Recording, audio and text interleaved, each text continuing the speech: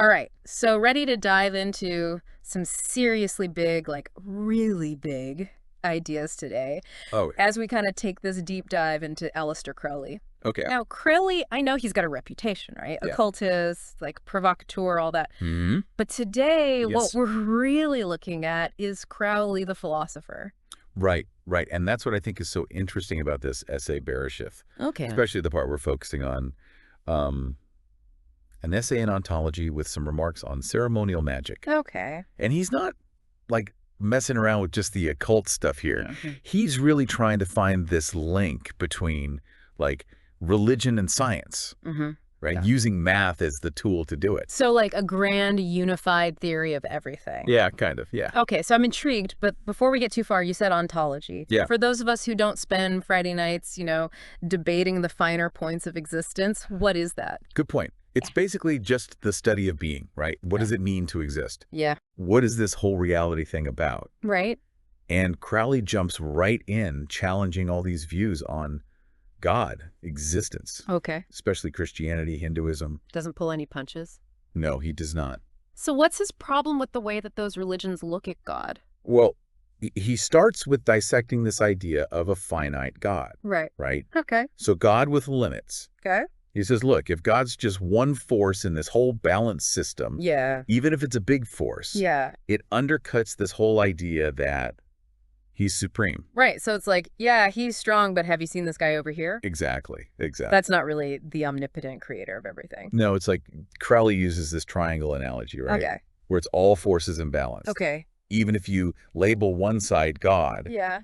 it's still limited by the other two sides. Right. It's limited by the very system it's in. Right. And then, of course, there's always the problem of evil. If Yeah. you have this all-powerful, all-loving God, then why is there suffering? Right. And Crowley doesn't let the infinite God off the hook either. Okay. He's like, okay, if God's boundless, Yeah. then what does that even make us? Right. We're like this tiny little speck.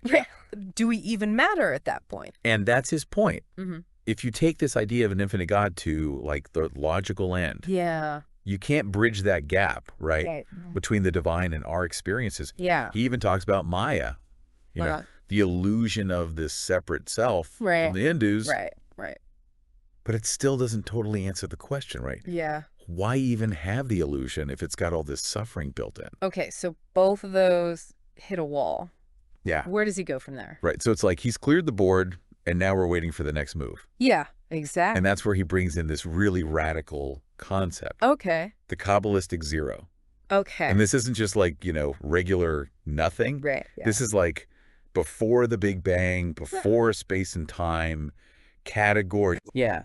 like before existence itself. Okay, now my brain is like breaking a little bit. Yeah. How can something exist before existence? Well, think about it like this. We as humans, we want to categorize. Right, we love category. Yeah, to differentiate. Yeah.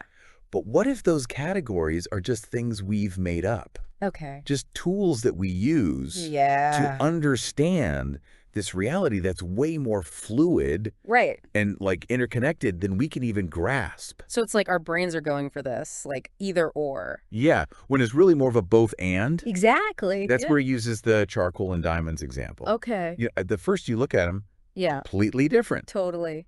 but they're both just carbon atoms, right? Yeah. Just Yeah. arranged differently. Right. So what if our idea of nothingness Yeah. is like the same way, kind of limited? Okay. Like what if at the level of this Kabbalistic zero, Yeah. even nothing as a concept falls apart? Okay, so then how do we get from this not even nothing? Yeah. To a universe with galaxies and Yeah. black holes and podcast about Aleister Crowley. Right. Exactly. Well, he uses math for this. Okay. This idea of 0 to the power of 0. Okay. Right. So 0 to the 0. Yeah. Now, normally in math, anything to the 0 equals 1. Right. But he says in this case, Yeah. this is like an ontological leap. Okay. This sudden paradoxical Yeah. like inversion from the inconceivable to conceivable. So instead of 0 to 1, it's just like Yes. lights on. Exactly. It's like this eruption of the finite universe Okay. from a place where even math doesn't work the way we think it does. Okay. And then from that explosion, right?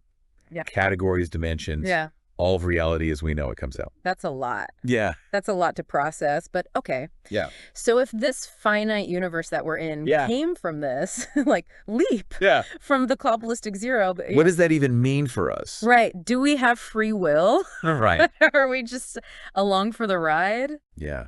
That's the question, isn't it? It is it? And Crowley's answer might surprise you. Okay. He says that because the universe came from this place without cause. Right. Right? A place where cause and effect don't even exist. Yeah. Everything in it is governed by, like, this cosmic inertia. Cosmic inertia. So we're all just billiard balls. Kinda, yeah. Okay. He's saying that even our will, like our choices, are really subject to this cosmic inertia. Okay. This, like, unfolding of possibility that started with the universe coming from the zero. So much for free will. Right. Right. But okay, so if we're just along for the ride, Yeah. where's the purpose? Right. Where's the meaning? Yeah. What about suffering? Yeah, and he doesn't shy away from that at all. Okay. He says suffering is built into a universe Okay. that works this way, you know, on inertia. Yeah. Think about it. Okay. Constant collision, friction, things breaking down. Right. All just natural consequences of a system that's always moving. So suffering is like the friction burn of existing.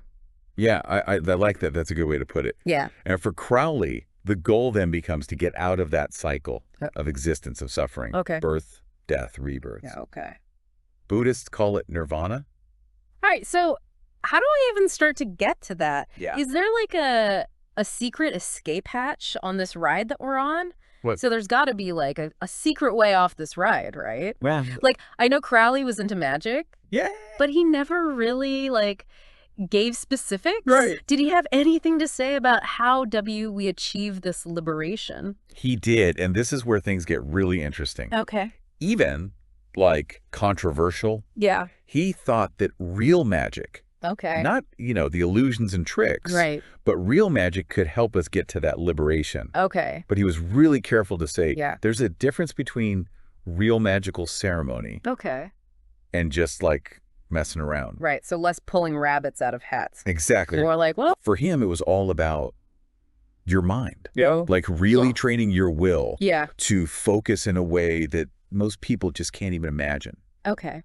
And he thought if you did these certain rituals, these practices, Yeah. you could tap into forces that we just don't understand normally. Okay. And those could help you break free from, like, the limits of existing. So almost like extreme meditation.